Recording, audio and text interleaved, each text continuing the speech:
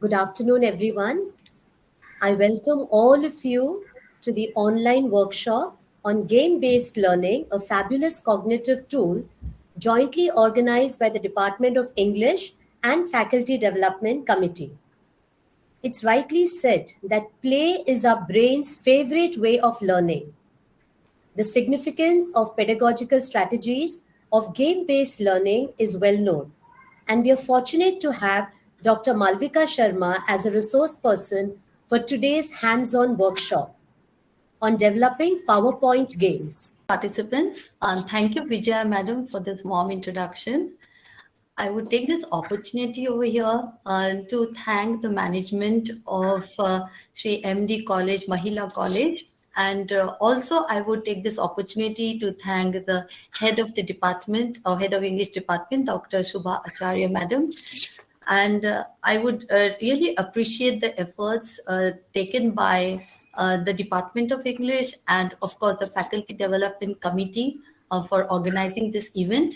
A special thanks to Dr. Tamsha Madam for organizing this and also inviting me and also, motivating and supporting me throughout.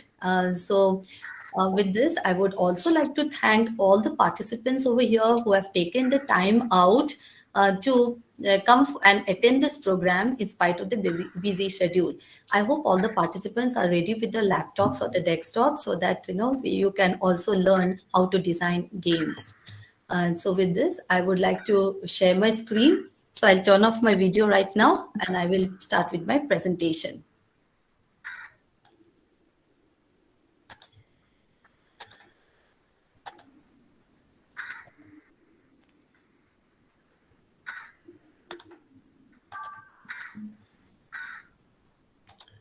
I hope my screen is visible. Yes. Okay. Thank you. So today's presentation, I will be dividing into two parts. The first part, I will deal with game-based learning, a fabulous cognitive tool. And in the second part, I will train you how to design games for your students. So here I begin by taking you to this first part of my talk, that is game-based learning, a fabulous cognitive tool. So first, let me start with the structure of my presentation. First, I will talk about the need for learner engagement. Why do we need to engage the learners?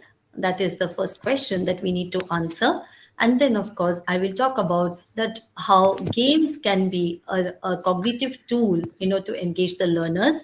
And then I will be differentiating between games and activities. I will talk about the similarities and I will definitely talk about the differences as well. And then I will talk about the different categories of games. And I'll be dealing in my presentation with 4 categories. And then I will give the hands-on experience in designing games.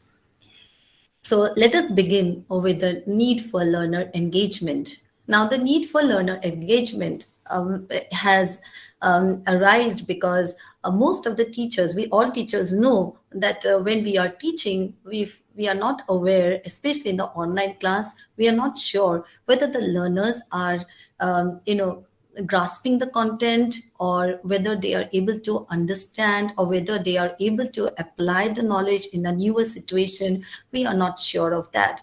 And most of the time we are not able to understand, whether they are listening when we are delivering the content. So it becomes therefore essential in order to engage the learners. And moreover, it was already been understood that the learners, they are more interested in being dependent and they rely more on the teachers. The teachers have to do all the hard work and give them the notes, and the learners, they just go in for rote learning and memorization. Now this rote learning and memorization is not helping them in the long run. So they are not able to apply whatever they have learned in newer situation, in practical situations. So therefore it has become mandatory for the teachers to also start reflecting on how to engage the learners in meaningful activities. So Therefore, I will be speaking about the need for learner engagement from two perspectives. The first perspective is obviously from the teacher's end. So, as a teacher, I will say that when we are, looking forward to engaging the learners, we actually aim to increase the attention of the learners and help them to focus in the learning process. And then, of course, we also want them to be self-motivated. So when we come up with new ways, new techniques, new methods of engaging them, then they are self-motivated, and of course they become a part of the learning process. And it thus promotes meaningful learning experience also, and it empowers the learners. That is, the learners become more responsible in the learning process. They want to solve things on their own, or they want to do things on their own. They want to perform activities on their own if we engage them in meaningful activities.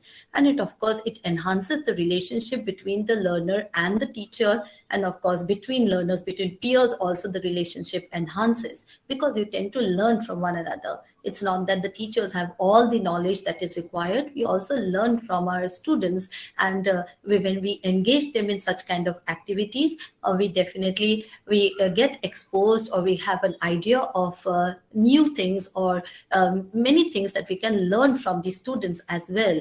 When it comes to technical help, we learn from the younger people, and they really help us in trying to actually use the different platforms that we are exposed to because of the online pandemic. Okay, so now I move on to the need for learner engagement from the students' perspective.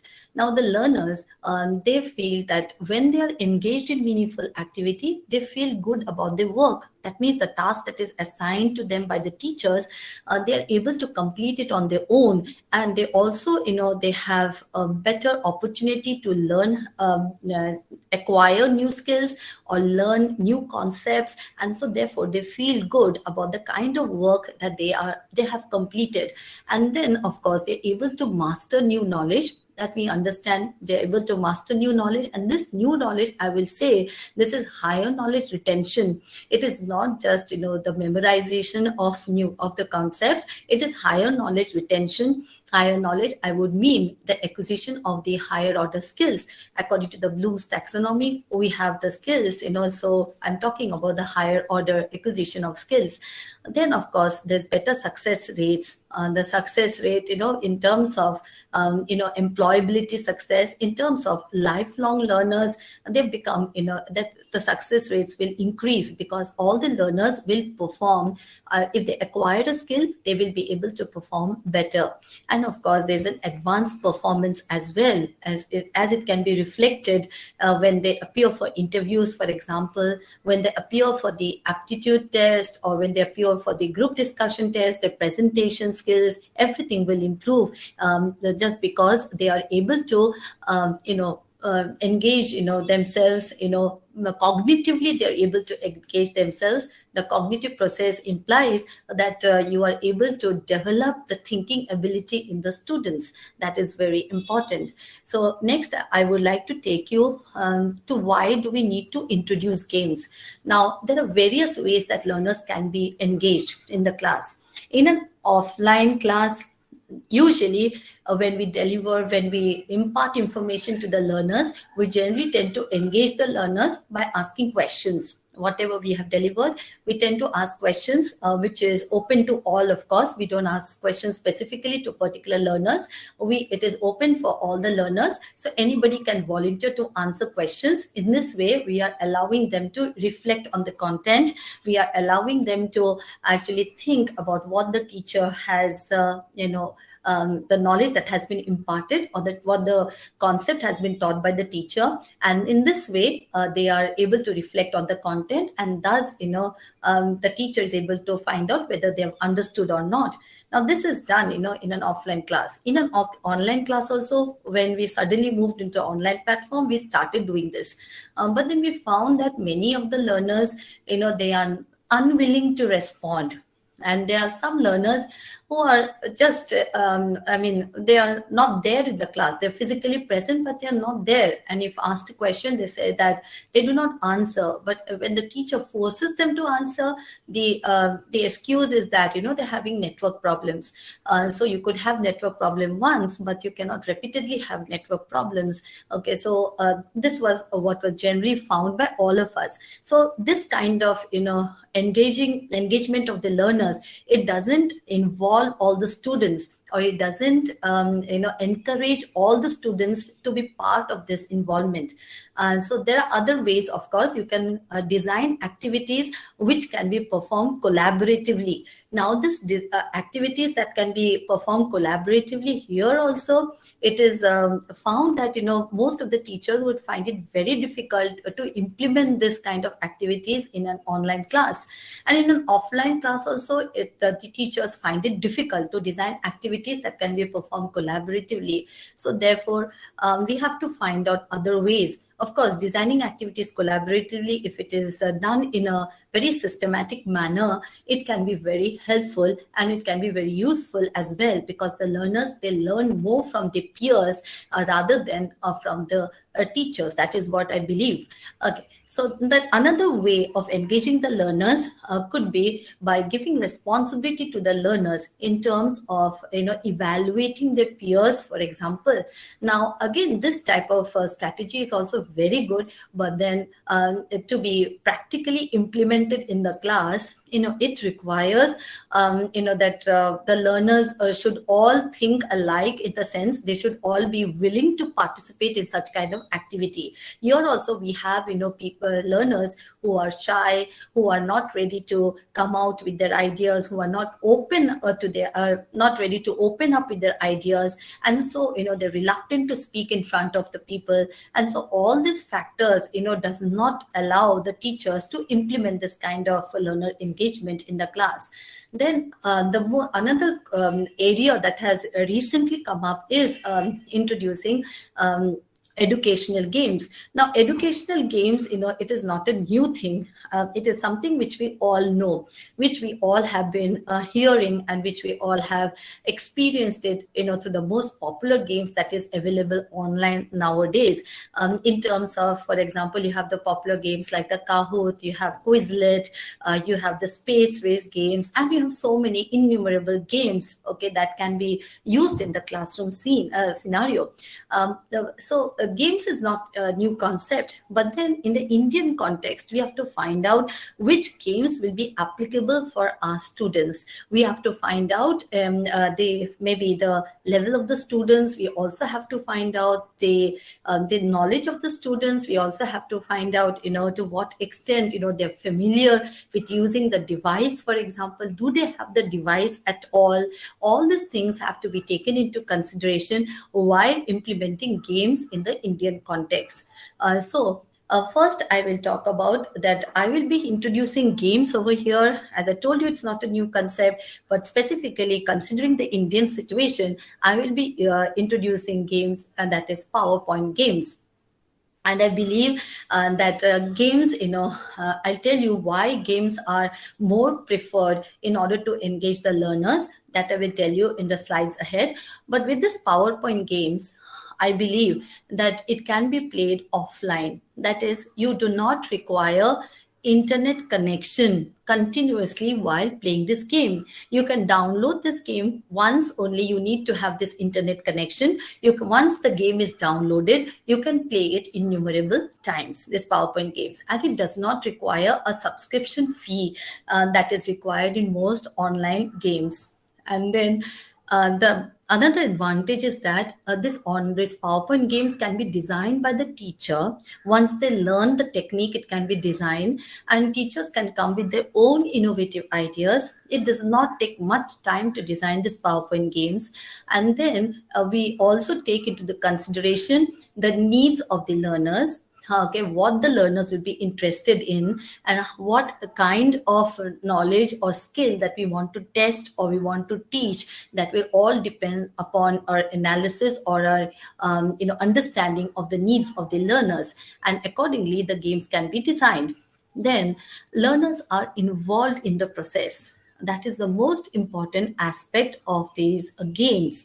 Now, I will tell you how these games are useful when we are talking about involving the learners in terms of the cognitive involvement.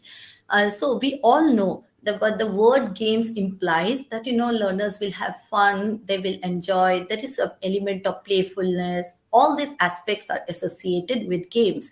Now, when we design these games, we have to keep in mind that there should be a fun element. Okay, so the fun element is very important. Now, most of the time, as teachers, we are hesitant, to introduce games in the class because we feel that because as there is an element of fun and playfulness implied in games, therefore there will be there will be most of the students, they will be distracted because as it is they have the device in front of them, they're already distracted with the device. Okay, whether in terms of receiving messages or in terms of responding to these messages. Okay, so they're already distracted. So when we are again we are introducing games, the class will be chaotic. We will not be able to control the class. That is what we believe as teachers. Because it is informal, it is all this happens in an informal atmosphere. But with this fun element, there is also the element of curiosity that is developed in the learners. That means I want to say that this curiosity arises because the learners want to find out what it is that the teacher has designed. The teacher has designed a game. I want to find out what it is that the teacher has designed, how the teacher has designed, what kind of game it is. Okay, the moment all these questions come into their mind, that means we are enabling them to think. They have started thinking about what the teachers are going to share with them. And then we also, when they start playing the game, they don't even realize that they have acquired a skill. So it is implied in the game. The skill is implied. They don't realize that. So it is not stressful. So that is the advantage of introducing games in the class.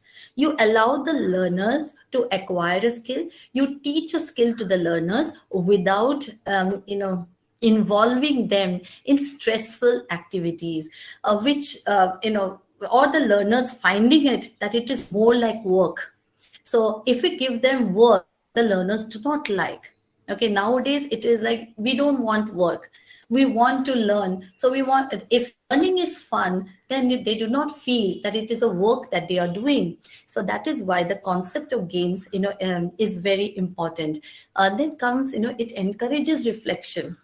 How it encourages reflection? The teacher is not asking a question, the learners themselves, they are involved in the process of reflection. So when the game is played, if a learner, we all know that when we play a game, it is we have to either, there has to be a winning team or there has to be a team which loses the game. So, when this concept is already known to the learners, so if they lose the game, they start reflecting as to what was the reason why they lost the game.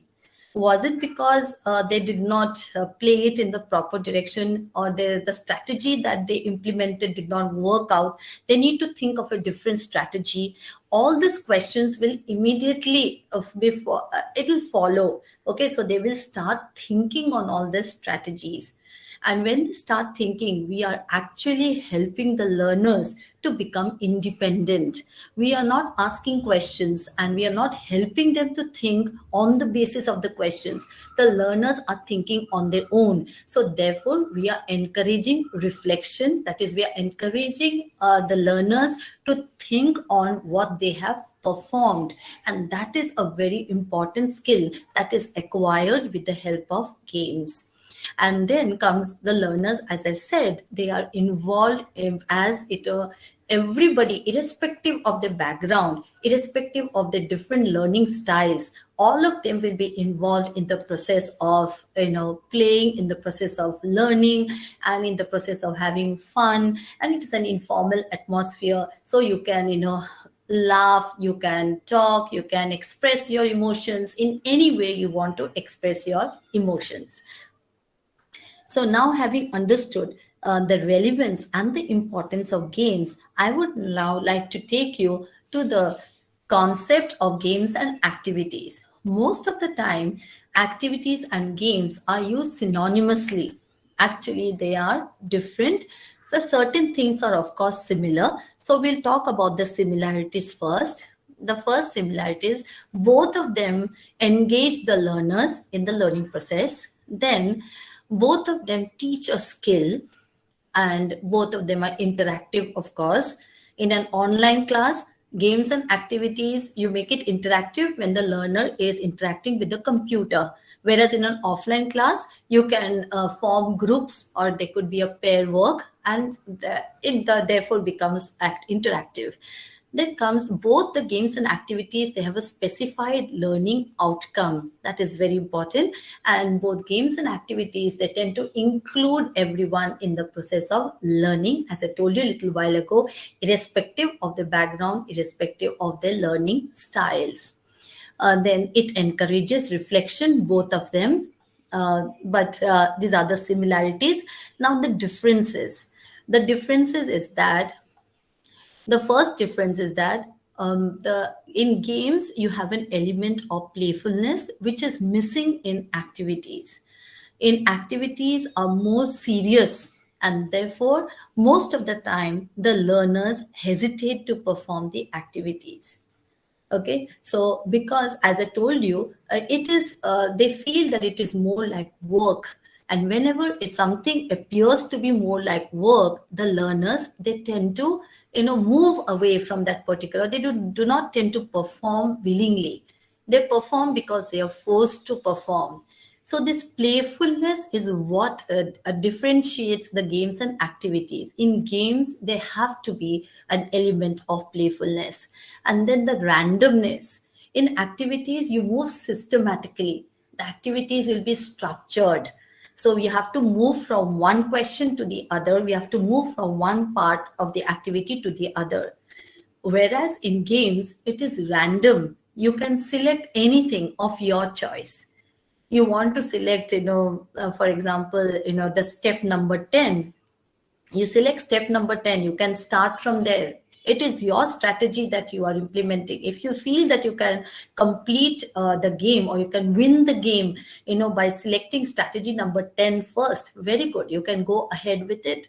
So that is the, that flexibility that is given to the learners, that motivates them to learn, because they want flexibility. They want flexibility of timings. They want flexibility on what they want to learn, when they want to learn, and how they want to learn.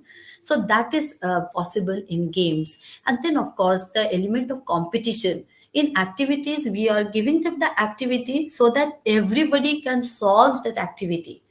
So solving the activity is not, competition. There is no competition. Of course, you can add the element of competition, but then it will be competition of, solving the activity. Whereas in games, there is the question of winning and losing, and the competition is evident in games. There is always a reward element in games, and that is what motivates the learners. Again, I'm repeating the same thing. That is what motivates the learners. Then, as I told you, there's an element of choice, whether the learner wants to play at this particular time, or they want to play at a later time. It is all up to the learners.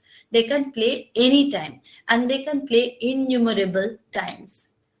So whereas in activity, once you complete that activity, as it appears to be more like work, so the learners will never go back to the activity again. With games, they will go back to the games again and again. And moreover, they will also, if they find it interesting, they're going to share it with their peers, with the other learners who are not part of the game, and share it and also discuss with the peers as to how did they perform. So that is very important. And then comes, it does not follow structure. Games, I told you, does not follow structure. It is not prescriptive, and therefore the learners, there is more fun, there is less work, there is more fun, and there is more play, and that is what interests the learners, and they are motivated to be a part of the learning process. Now, let me take you to the different categories of games. Games can be divided into numerous categories, but in today's talk, I will be talking about the 4 categories that the games can be divided into, and I'll be giving you a demonstration of these games, how these games were designed using the PowerPoint animations, and so that you get an idea how you can also design these games. So first is category is the board games, which we are all familiar with, the board games. And then we have the card games, or we can call them as the memory games as well. And then we have the problem solving games, and then we have the logical games. So first, let me go to the board games. So here I have designed these 2 games using PowerPoint animations. You can also do it. I'll give you a demo of each one of them. Since both the games involves, we all know the popular game Snakes and Ladders. It involves the use of the dice. So the other game also, all board games, usually it involves the game of dice. So therefore, I'll be demonstrating to you only one game, but I will be explaining to you how you can use this game in the class. So let me go to the second game. Here, I have written only some of the question. I have not filled all the boxes. I'm just giving you a demonstration that you can, depending upon your subject, you can think about the questions that is related to your subject. For example, a teacher teaching economics can actually think of questions related to economics. I have included some of the questions related to economics. You can think of some other questions related to economics. And then a teacher teaching English, for example, can think of questions related to English. For example, I can think of, homophones, or I can think of synonyms, antonyms, in any manner. I can think of anything, something questions related to grammar, or a teacher who is teaching geography, for example, can think about, the states and the capitals, the country and the capitals, and a teacher teaching general knowledge, for example, can think about, questions related to the general knowledge topic. So this game can be played depending upon the class size. You have to divide the students into groups. Now, when I experimented this game in my class size was a tutorial class I had taken. So a tutorial class was 20 students were there in the tutorial class. So I divided the students into 2 groups, each group consisting of 10 students. And this 10 students, they had to play this game. So there was a lottery, of course, and whoever could win the lottery. So that's how that group would start the game.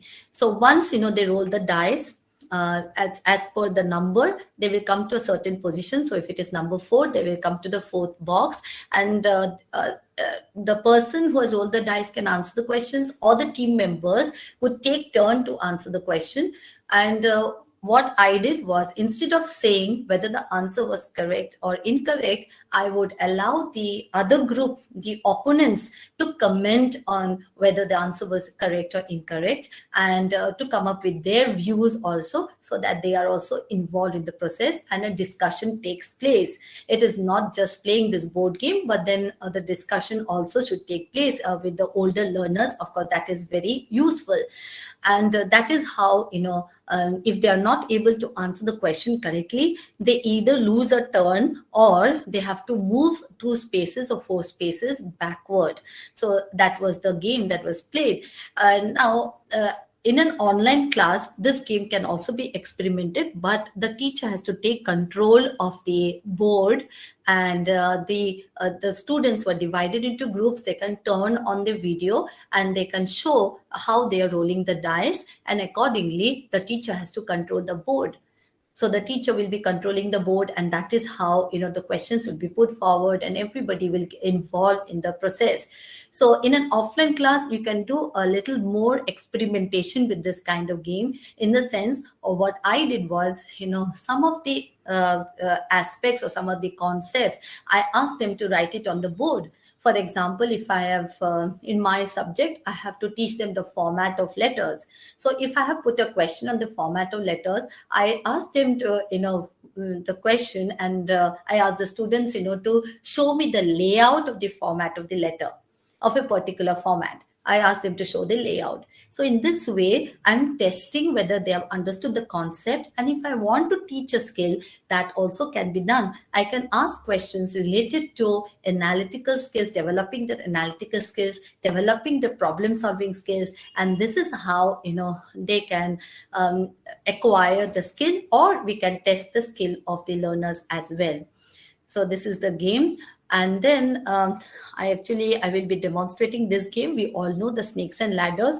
There is a belief that, undergraduate students or the postgraduate, I'm not experimented with postgraduate student, but undergraduate students of engineering or any other field will not be interested in this board games, that is snakes and ladders game.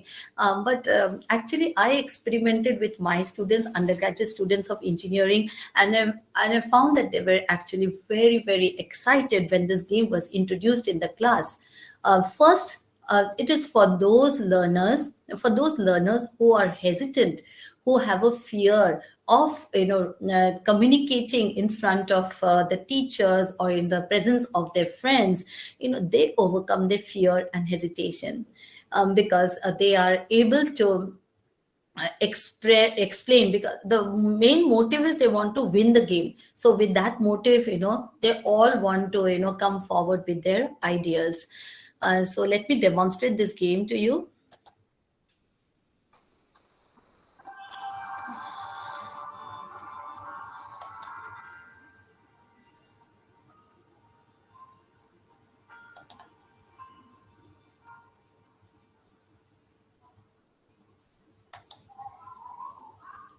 Identify the error in the following sentence. Ram was senior to Sam in college, which is the correct answer. So if I give...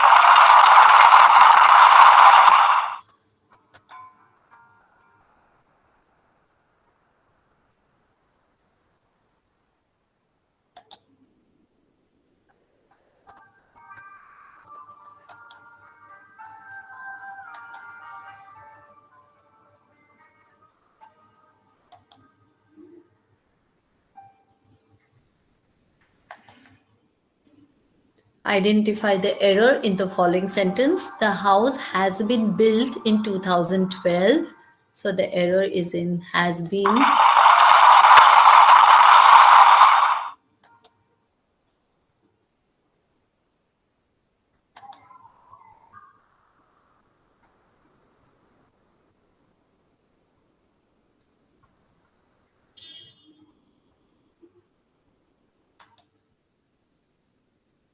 So in this way, again, the students could be divided into two groups, as I did in the first board game. The same way this also could be done.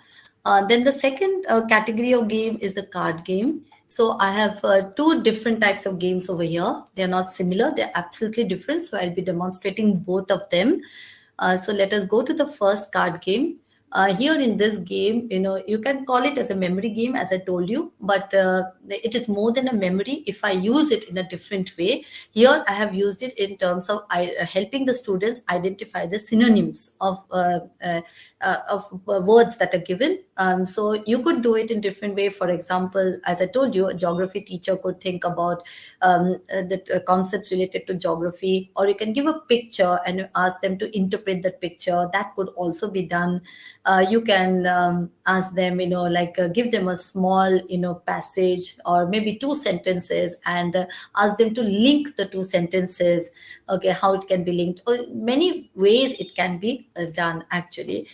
So let us start the game and give you a demonstration of this game.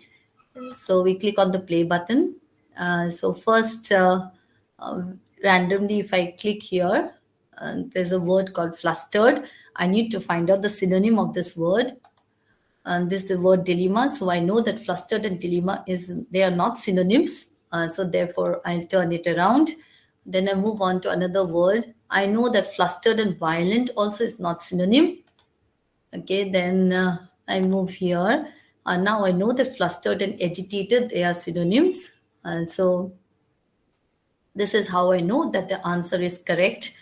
Suppose if I move here, turbulent. Now I remember that I had seen violent somewhere. So let me check out. Yes, violent is here. So now I know these two answers are correct. Now here, this is dilemma. Let me see what is here. Okay, this is predicament. So I know these two are synonyms. So if I click here, I need to click here. Yes. So I know the answer is correct. Now these two will obviously be correct. This is how I create this game using PowerPoint animations. Now I move on to the next card game. In the next card game, what I can do is I can use this card wherein I have written two vowels over here, as you can see, A and E. And I want the students to use these two vowels in order to create words. So now, for example, I'll be giving them two examples over here. I have used the consonant C and S and the two vowels A and E to form these two words.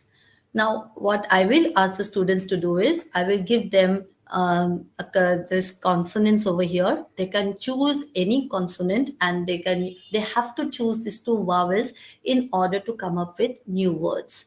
This is how you can increase the complexity of the games by telling them that they have to form a 5-letter word or a 6-letter word, and that would be really interesting and that would really keep them engrossed in the learning process. So this is one more game, and here I have the next type of game, that is the problem solving games. Now the problem solving games, we know that a problem will be given to the learners, and then on the basis of the problem they have to solve the problem. So if the problem is only to be solved, then of course it is no longer a game. As I told you, you are solving the problem. But if you are incorporating the element of competition and the element of fun, then obviously it becomes game like, and therefore the learners are more interested in this particular games.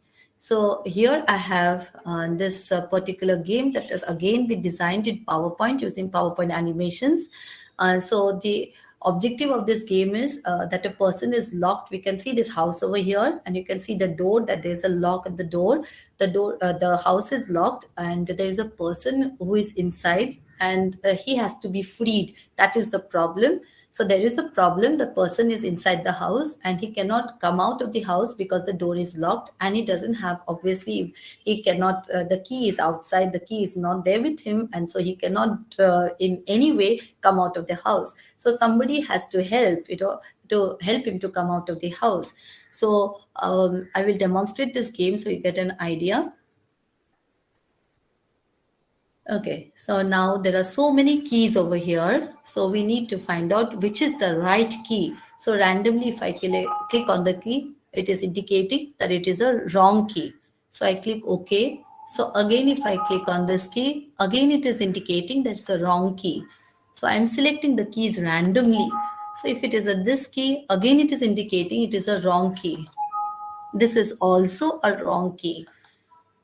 Suppose if I click on this key, it is a right key, but there is a question that needs to be answered. So this is the question. A person with software skills gets a job in a hardware firm on a temporary basis. His poor performance is a matter of concern. What should the company do?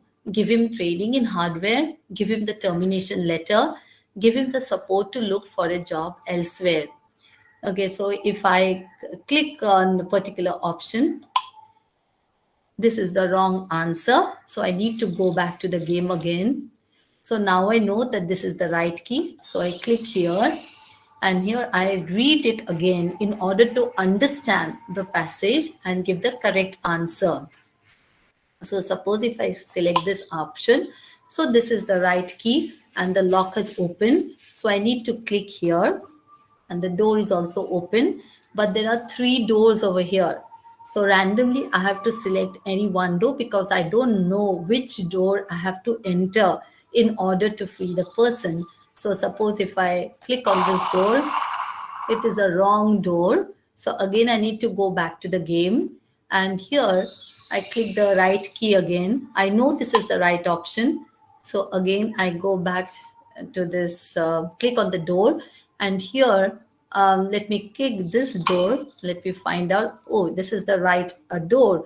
So I need to find out clues that will help me to identify where the person is. No. Any clues? Can I find any clues? No. I cannot find any clues. No.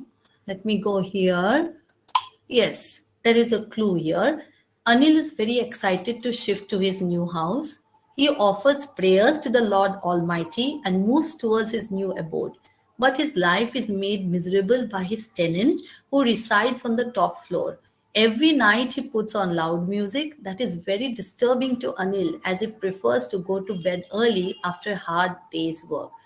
Repeated requests to stop the music has resulted in nothing. What should Anil do? Lodge a complaint at the nearby police station? Ignore the habit of his tenant and enjoy the music? Practice meditation for his peace of mind.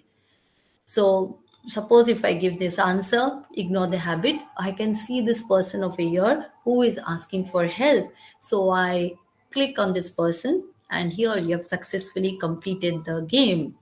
Now this game also can be played. The complexity of this game can also be increased. You can have, more rooms that can be created in PowerPoint, or where, for example, you can have a room related, you can have a kitchen where, you can have certain clues hidden here and there. Okay, so there could be various rooms, one after the other. There could be doors and you could move into the various, click on the doors and move to various places. And that is how the complexity of the game will increase and the curiosity of the learners will also increase. And then let us move on to the next this problem solving game. That is, I have designed this puzzle game. All puzzle games are actually problem solving games. So you can take, I have taken the concept of the Indian map. So in the students, who are not acquainted with the different states, okay, the position of the states, whether it is in the south or whether it is in the northeast or whether it is in the north or the west, if they're not sure, then we can design this puzzle game and give to the students so they become familiar with the position of the different states. So if I will just post this link in the chat box so that you can also, try it for 2 minutes. So next I will move on to the logical games. And the logical games, here I have 2 games. This is called as, the first one is called as the maze game, and this is, I have named it as the shooting game. So I'll demonstrate both of them.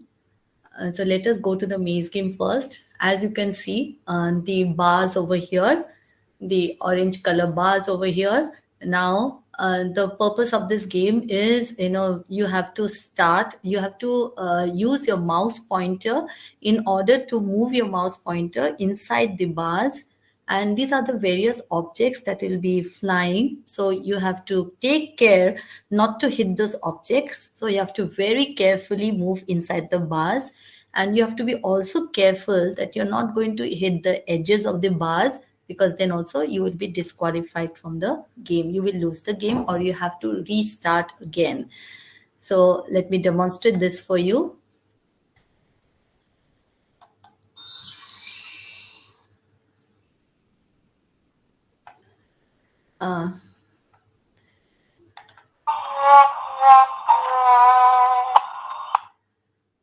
So I hope you can see the mouse pointer, all of you.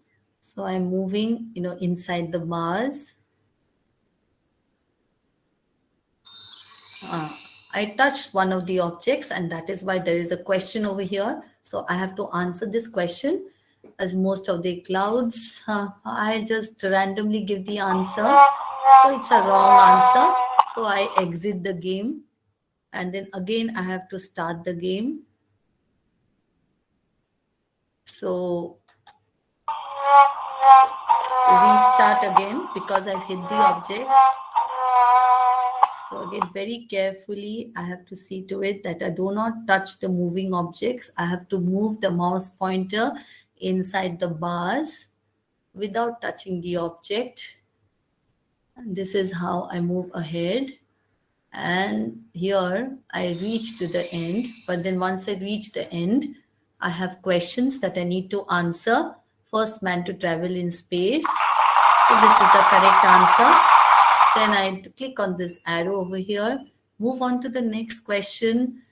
So I click here. This is an incorrect answer. And then when I go to this particular question, I click here. So this is the correct answer. So here in this particular game, the fun is that it is challenging as well as fun. If you want to increase the complexity of this game, you can narrow down the bars, the size of the bars. I have kept it a little broader. You can narrow down the size of the bars, and there thus you can increase the complexity of the game. So it is absolutely fun when the learners they move their mouse pointers inside the bar, and they also have that fear that if they touch any of the objects, they have to answer the question. So they do it very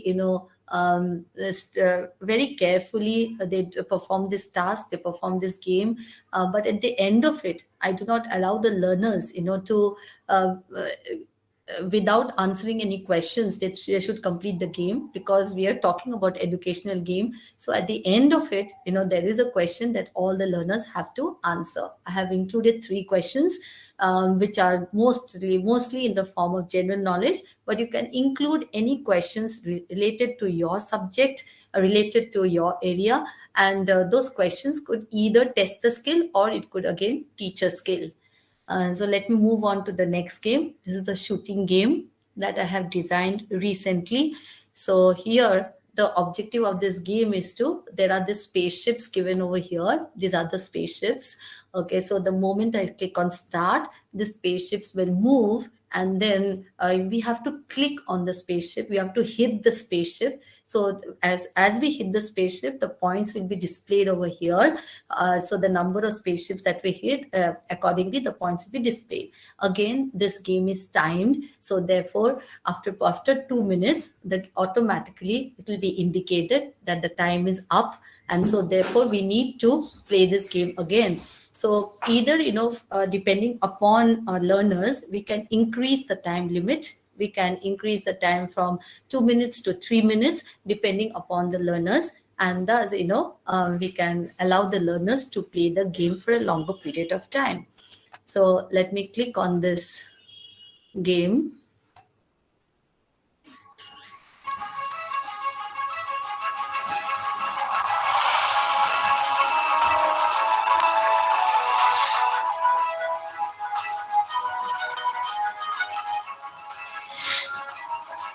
I was not able to hit. I click on start again.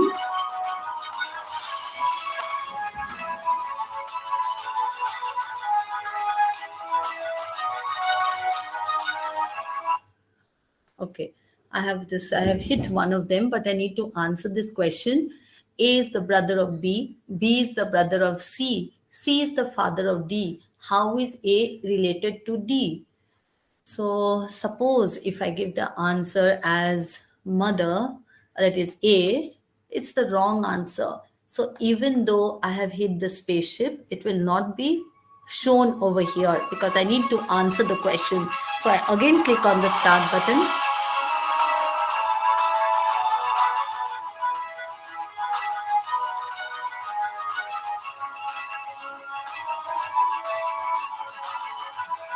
I was not able to hit it. Again, I click on the start button.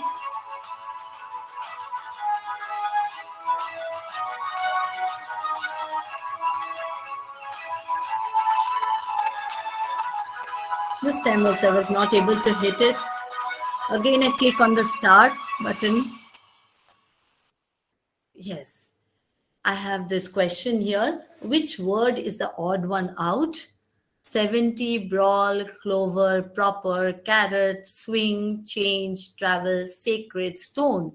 Well, I feel that carrot is the odd one out. So I click on carrot. Yes, it is the right answer. So I have scored 1 point. I should continue with the game. Click on the start button again.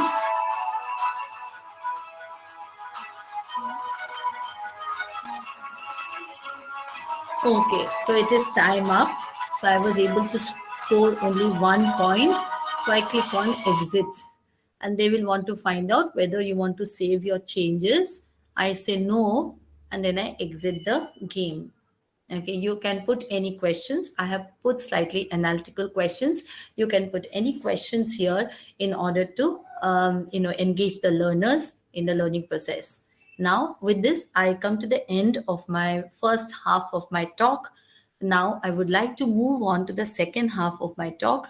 And after we complete with the second half, then I will be able to answer your questions. So in the second half, I'll be giving you a hands-on workshop on developing PowerPoint games.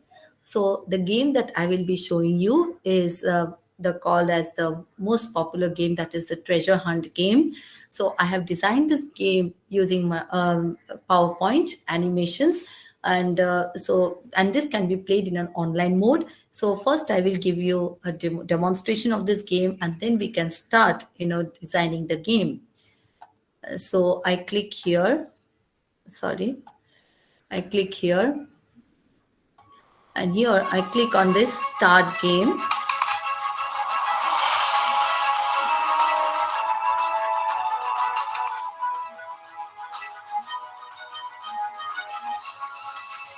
How many bones do shark have in the bodies? I say none is the correct answer. Which country's flag features an eagle eating a snake? I say is the wrong answer. See, randomly I can choose any question. Which planet has the most gravity? I select this answer. Then, who dedicated Atlas Shrugged to both a husband and a boyfriend? This is also right. What scientist challenged church dogma but was nevertheless buried in a Catholic cathedral in a Fomark, Poland? So if I say this, it's a wrong answer. Then I move on to the next question. Worldwide, which is the most commonly transplanted organ from living donors?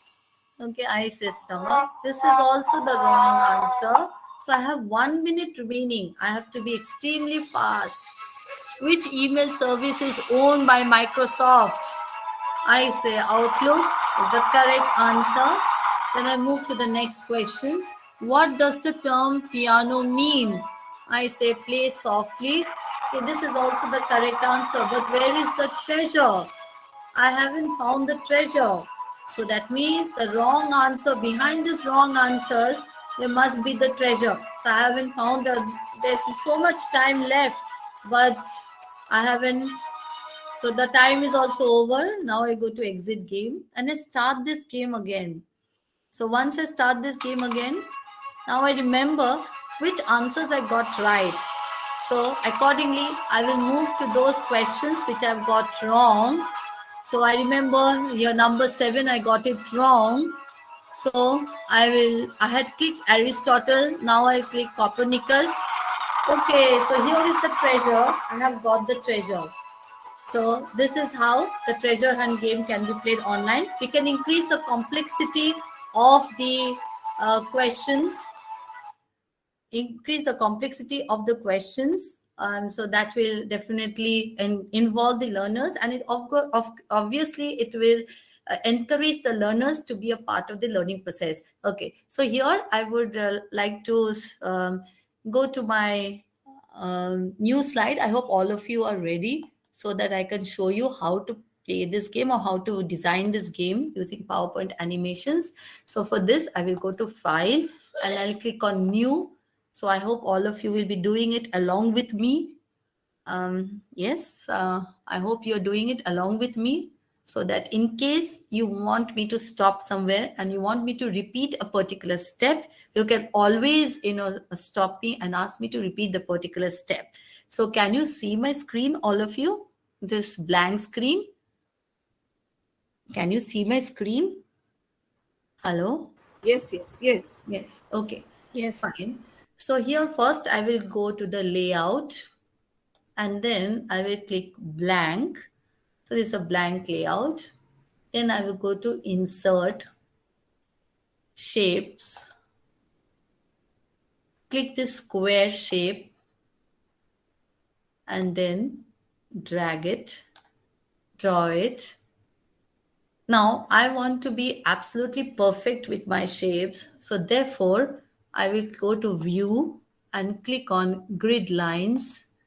So I can see the grid and accordingly I can adjust my square. So I feel that, it should be a little enlarged, the square. So I can bring it here. Yes. Now I have to give some effect to the square. So I go to shape effects and then I go to preset and here I click the second option and then I go to shape outline. I click on weight and I go to 6 point. Then I go to shape outline again. Go to this eyedropper. Select this eyedropper because I want to keep it blue and not black outline. And then I go to this font style. I click on Berlin Sans FB. Increase the font size. Suppose I increase to 72 and then here I write number 1. So this is box number 1. Now I will go to shape effects again and here I will go to glow. And in glow, I can see this glow options over here. I will click on glow options and you can see this, this particular, tab, or this particular page, coming here. And here you can click on the color. The color I've chosen is blue. So I click blue color and then the size I will increase.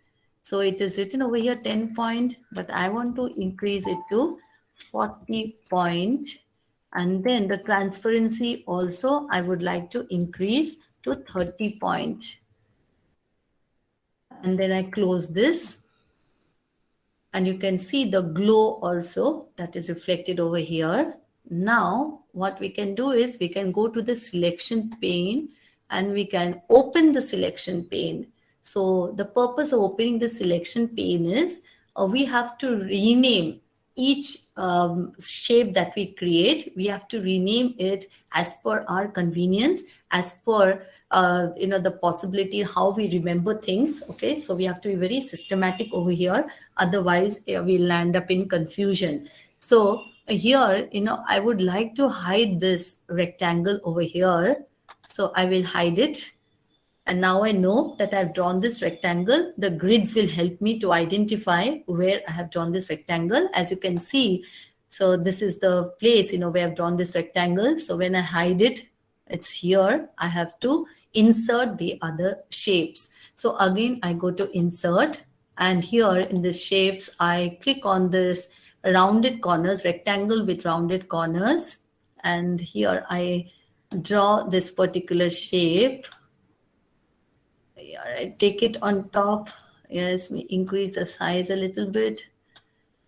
And again, I go to shape effects, go to home, go to shape effects, preset, second one, then go to shape effects, shape outline, click on weight, 6 point, go to shape outline, eyedropper. Okay, now again we go to the rounded corner rectangle. So here we create this 2 buttons over here. So in order to keep the same size, I click here at the center point, press Ctrl and D, So we have a similar shape and we just drag it here. Okay. Now in the same way, I'm clicking on home, same manner. I go to shape effects and then I go to preset, second button. Then again, I go to shape effects here, click on this button, go to shape effects and go to preset. And this is how I make it more attractive, make it more prominent. You can select any type. There are so many options for shape effects. I have clicked on the second option. You can click on the any one of the remaining options. Okay, so now I again need to insert another box over here. So this is another box that I have inserted, box or rather a rectangular shape. Yeah, you have to adjust it. And again, I go to shape effects here, preset, second. Okay, so that is done. So now what we have to do is these boxes, we have to rename it as per our convenience. So here we can see the selection pane is therefore very useful when you're designing PowerPoint games. I've clicked here and here you can see this rectangle rounded corner 4 is selected. So I have to rename it. So what I do is I click here and I rename it as question 1. And here also I write question. So first I will change the font style. I'll go to Berlin Sans FB and then I also increase the font size. I keep it as 24 and here I write question. I'm going to insert the question over here and then I click on these buttons over here and you can see this is being highlighted. So I have to rename it. So here I will rename it as option A.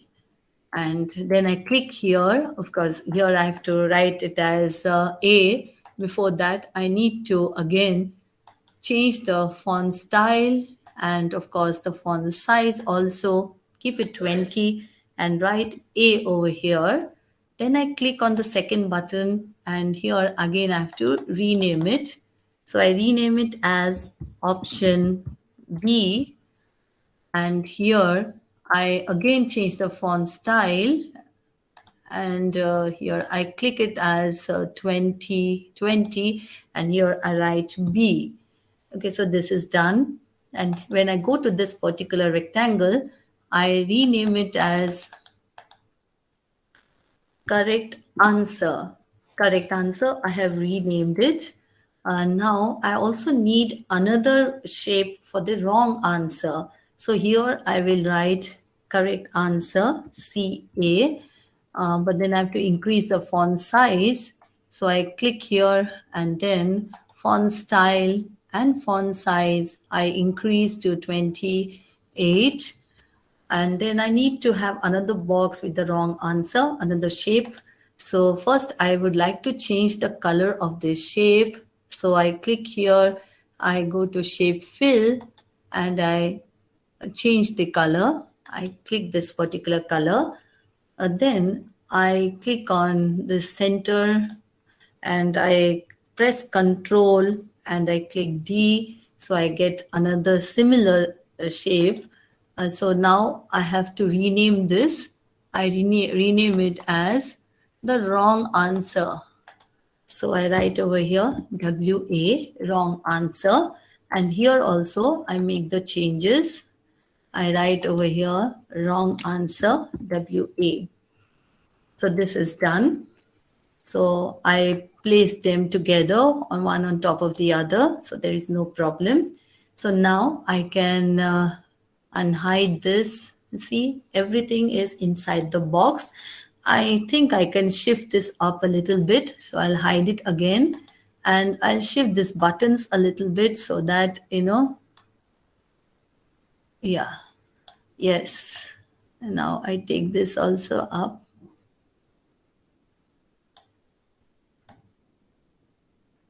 Yes, so it is done now. So now the animations. So first we will go to animations. So for that, what I have to do is open animation pane also. So my animation pane is also open. So now I have to select multiple shapes. So what I'll do is I will hold on to the shift button. So I will press the shift button and I will select multiple shapes at the same time. Okay, so I have selected this question, option A and option B. And now I'll go to animations. I will click on disappear and then I will press this, click on trigger on click of option A. So on click of option A, all this will disappear. Question, option A and option B, everything will disappear. Now in a similar manner, again, I follow the same steps. That is, I will hold on to the shift button. I'll press the shift button and this question, then A button and B button, I click together and then I click on, now I have to add the same animation, but then already this animation is added here. So if I add the animation on top of this, everything will be erased. So what I need to do is I need to include this add animation over here. So when I include add animation over here, again, I click on disappear. And now I'm going to go to trigger. And in trigger, I'm going to say on click of option B. So on click of option B, all this will disappear. So this is done. Now I have to go to this CA, correct answer option. Then I need to go to animation. Before I go to animation, I will change the shape, slightly. So I'll go to home and then I will click on shape effects. I'll go to preset and select the last option. So similarly with WA also, wrong answer shape, I will go to shape effects and then go to preset and select the last option. So there is a different shape or a different effect that has been given to that particular shape. So now I need to go to animation. So I go to the correct answer option and then I go to animations, and here in animations I click on swivel. And then I press on trigger on click of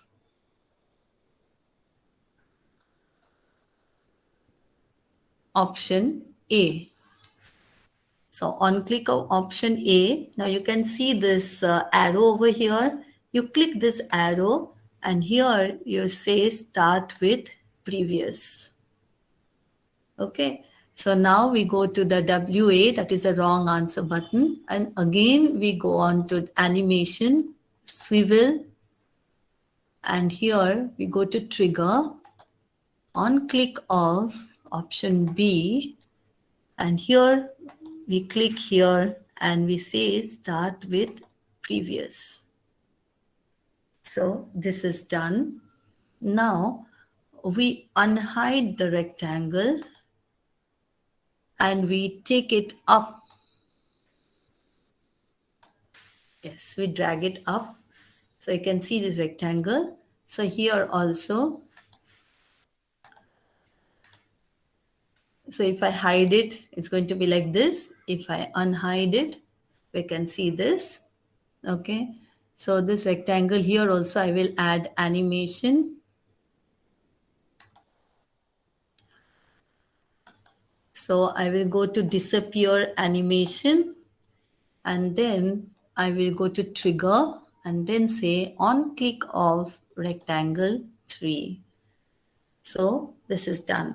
Now I want to find out whether I have put the animations appropriately. So I'll go to the slideshow mode and here I will click the question. Suppose this is the question. I've read the question. I click option A and you can see the correct answer. Now I need to find if the option B is also working properly. So I again click on slideshow mode and here Suppose I've read the question and I click option B. So this is the wrong answer. Now I want to give, some music to it. So what do I do? So first thing is I click on option A. Option A is the correct answer. So I click option A and then I go to insert. Then you can find over here action. Go to action. You have this play sound. Click on play sound and there are innumerable sounds over here. You can select any one sound. Suppose if I select this and I click OK. So option A has a sound now. Then I go to option B and here again I click action, play sound. Here I choose any sound for option B. I click OK and so the sound, now I have to check whether the sound has been incorporated. So therefore I click here and I go to option A. So you can hear the sound. Now let us go to option B and find out. Sorry. Yeah, let us go to option B and find out whether it is working. So again, the slideshow mode. And here I have this option B. Yes. So inserting the sounds also done perfectly well. Okay. So now I want to also add another element. So what I do is I again click on insert shapes and then I go to the rounded rectangle and I create this particular rectangle over here. Give the effects, of course. Go to home, shape effects, preset, second option. Go to shape outline, weight, 6 point. Go to shape outline. Yes. So now I want to use an emoji in order to show that the correct answer means, the person is very happy. So what I need to do is I need to go to Google and search for an image. So suppose I go here and I click here and then I write over here, clip art image of happiness. Okay, so we have this image over here. Or we can select this image also. Any image will do. When this image will also do. Suppose if I select this image, I click copy image and then I go to my slide and here I copy that image. Control V, I've copied. Click outside so that we can adjust the shape. I've clicked outside and I adjust the shape and I drag it here. Now again press on the shift button and click on the rectangle shape also and then Control G. So once you do Control G, you have grouped them together. So suppose if you want to move, both the shapes will move together. The picture of the clip art image as well as the shape. Okay, now I want to create one more, a shape like this in the same size. So I click here, I find this is the rectangle. So I click Control C and then Control V. So I have this image again. So here what I do is I go to Google once again and I look for clip art image of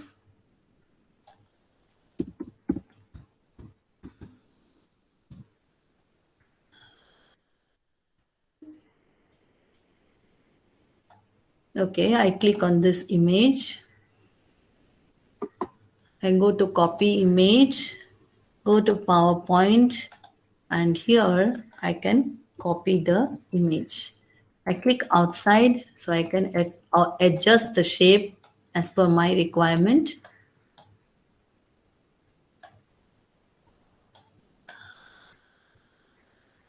I can increase it a little bit. Yes, I can increase it a little bit. Yeah. So now again, I press the shift button, click on the rectangle shape, and then Control G. I group it together. Now I write over here in the wrong answer button, I write over here. I can write over here incorrect. I need to increase the font size. So I'll click here, go to the font style, change the font style, and also increase the font size. So I've increased to 32. Okay. So here it is showing that, my I is not in the uppercase. So I include it in the uppercase. Yes. Now, similarly, I will write over here, correct answer. So I'll again change the font style, font size. And here I will write CORRECT, correct. So it is done. So now I need to give the animations. So I'll click this. So this is wrong answer, incorrect answer is group 11. So I have to remember this. So it is already clicked. So I go to animations. I click on this animations. I go to fade animation. And then I click on trigger on click of option B. And we can see here this group 11. So we are going to click start with previous. Similarly, here I go to animation pane. I click on fade. And here again I go to trigger on click of option A.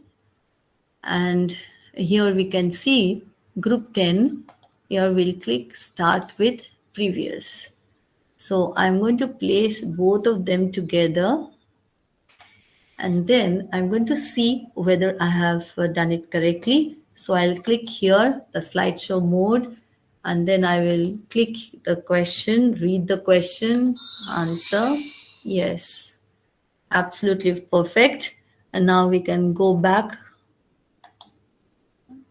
to see if the wrong answer button also works.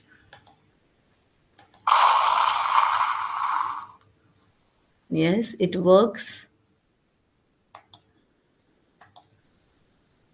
Now I need to time the game. So again, I will go to insert. I'll click on this shapes and I'll go to the round rectangle shape. This I will move it to this side. 1 minute. I will just shift this a little bit this side. Yeah, so I can show it to you over here itself. Rounded rectangle.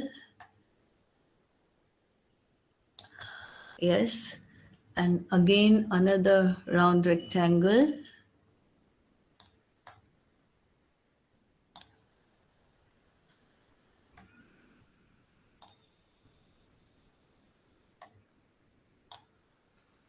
Okay, again I need to go to home and shape effects, preset, second option, shape effects, preset, second option. Then I click here and click on to press the shift button, click this shape and then Control G. Okay, now over here, I will be writing over here, change the font style and the font size. I can keep it to 28 and I can write 2 minutes remaining. So this is done. So now I click, since this is grouped together, so now I click on this animations.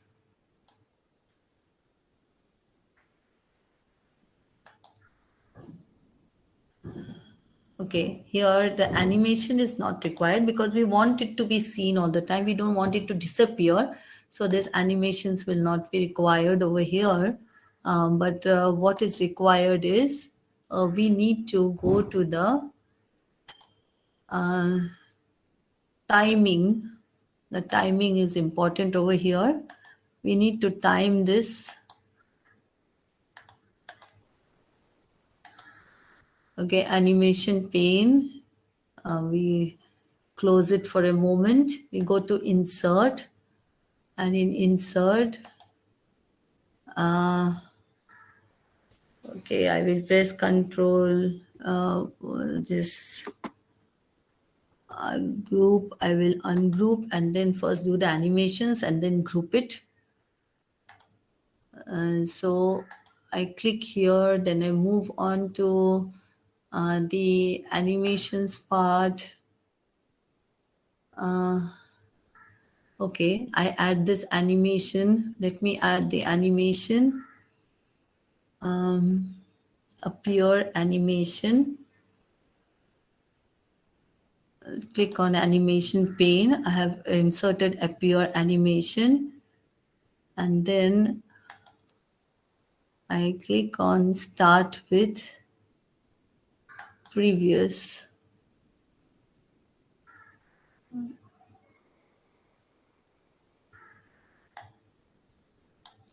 Okay, and now I have this delay.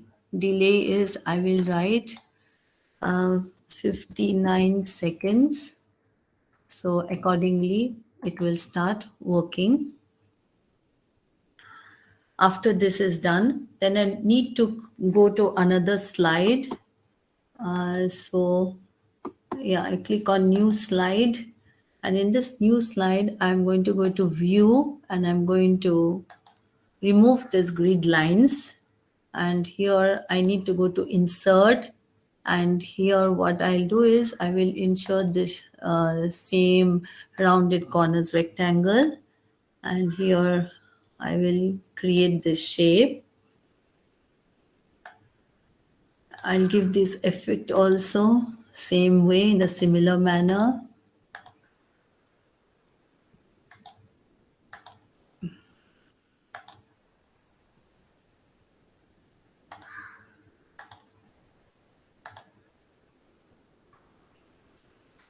Yeah, so I need to change the font style and the font size.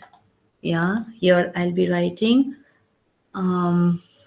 the objective of this game. Find the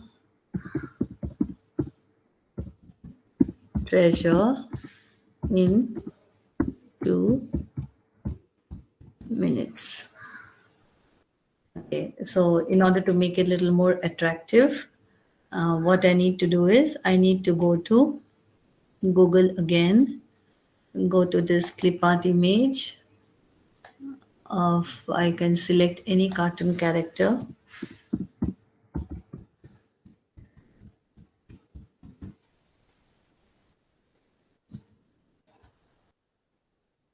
Yeah, suppose if I select this most popular cartoon character, copy image, and again go to this slide and I copy it here. It is done, but I need to click outside and I need to adjust this. So I'll keep this image here.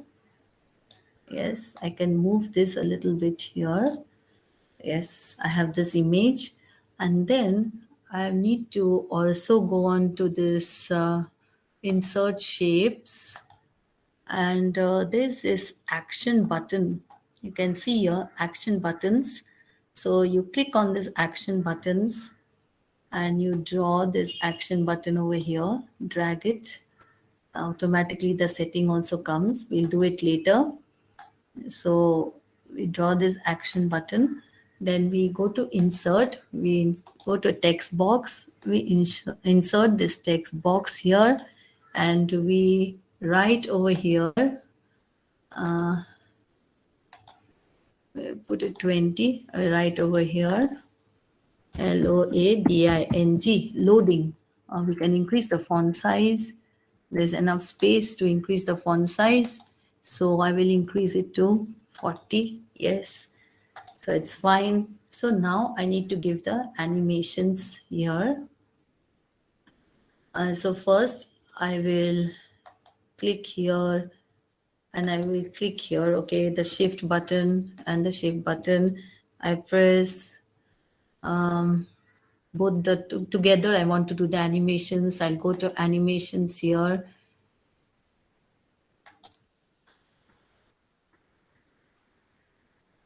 I will write appear animations, and then I also need to give animation to this particular text box. I go to animation, and then here I'm going to give this animation of what should I give? A loading. It can be paid animation or appear animation. Give it as appear. And then for this action also, I need to give animation. And this also I can give it as appear. So these animations are done, but I need to action button. It will start with previous, the text box. The text box also, it will start with previous. This rectangle and this picture, it will start with previous. Already it is there, start with previous. Okay, it is already start with previous. Picture is also start with previous. So this is done. Now I need to give some music over here, some action, some sound. So I will click on this text box. Yes, rounded corners. Then I will go to insert, and here I'll click on action, and here I will play sound. Here the sound that I need to play is the coin sound. I click OK.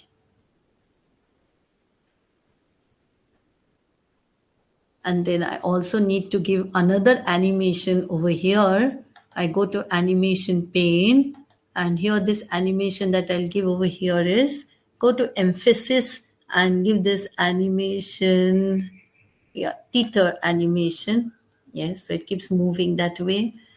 And here also I need to give some music. So I go to insert and click on action, then play sound, and I select this click sound.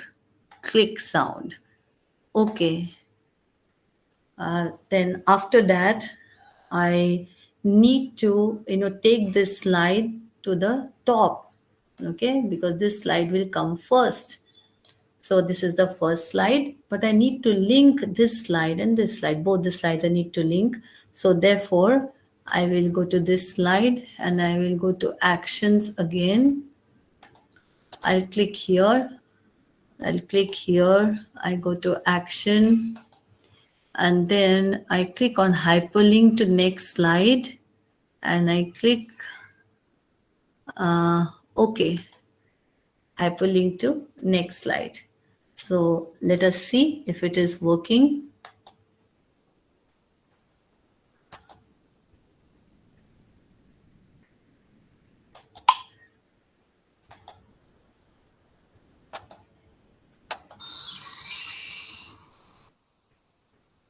Okay, it is working, but then there is a slight, rectification that needs to be done. The find the treasure in 2 minutes, the sound is not to be heard. So therefore, and moreover, in this slide also, both of them should come together. So that therefore, I will group them together, Control G. So now both will come together. Then here I need to go to this picture, and in this picture I'm going to click on action and then play sound. Here I'm going to give the coin sound. Okay, now let's see whether it is working.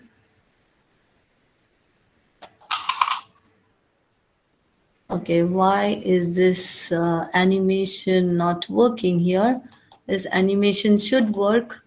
Okay, so again I click here, go to animations, uh, go to this animation.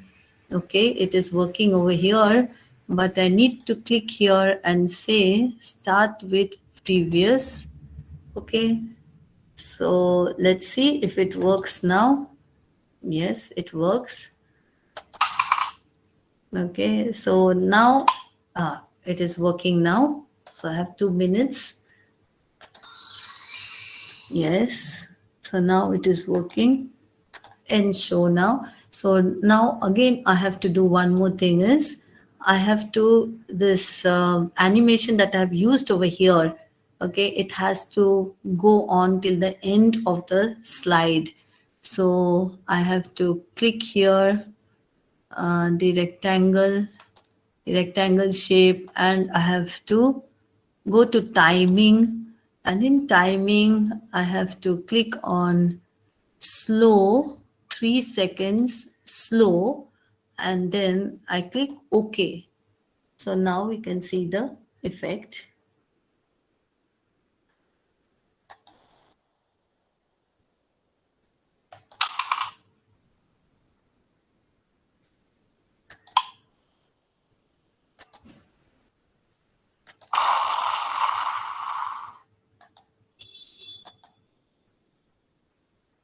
This is how you can create this game. And if you want more, obviously you will want to have more boxes.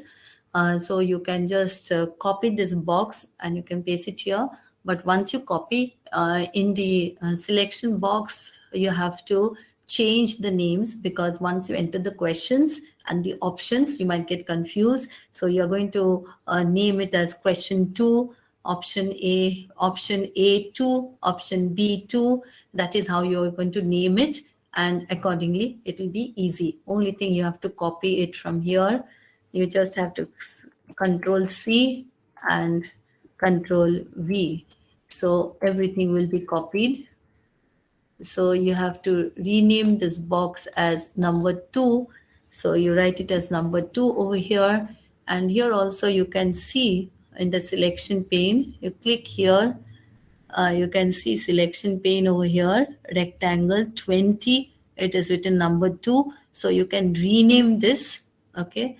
And you can write rectangle 2 over here so that it is understood, and you can accordingly go ahead with the rest of the boxes. So with only one box, you have to use the animations. The other boxes, you can proceed, with the same animations until you identify how many boxes you require, how many questions you require. And this template, you can share it with anybody, and people who find it difficult to create this template, you can share it with anybody. Only thing, you have to tell the person that you are not supposed to click on the animations, because once you click on the animations, either they can disappear, or they can start behaving in a different manner, or some other animations might work in the process. So therefore you can by giving them these instructions, this template can be shared with many people. Okay, so the students, they actually enjoy this game. In fact, I have implemented this game with the teachers also.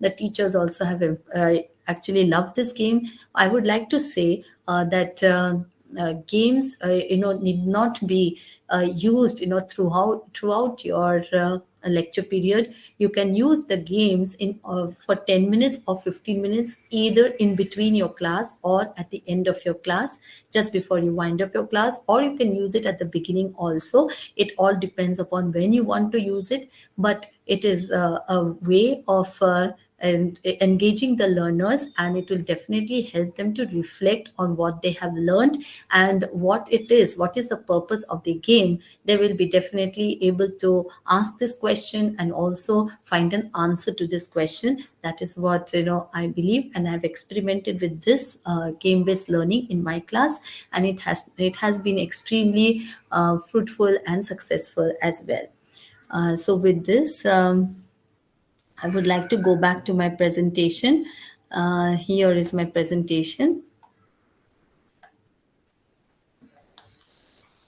This is the treasure hunt game. I have taken this picture from the um, website, so you can think of any picture. You can be more creative in the process.